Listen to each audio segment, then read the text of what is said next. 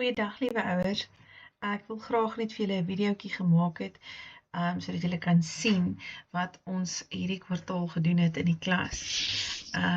Nou, die kinders moes vir my 'n programmetjie skryf in Scratch Junior.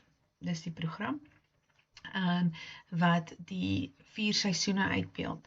En dan moes hulle karaktertjie kry, of 'n mannetjie, wat dan van die een seisoen na die volgende ene toe loop.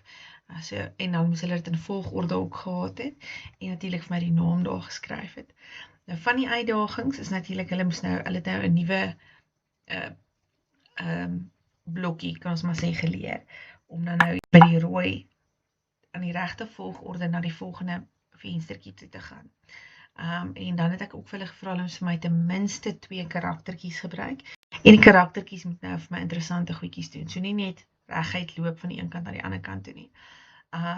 Hulle moes nou ook, byvoorbeeld as hierdie ouetjie moet nou loop tot by die appel, dan moes hulle nou die grid opsie gebruik het, om nou te tel hoeveel blokkies is dit tot daar, want die blokkies wat hulle loop, stem ooreen met die treetjies wat hy gee.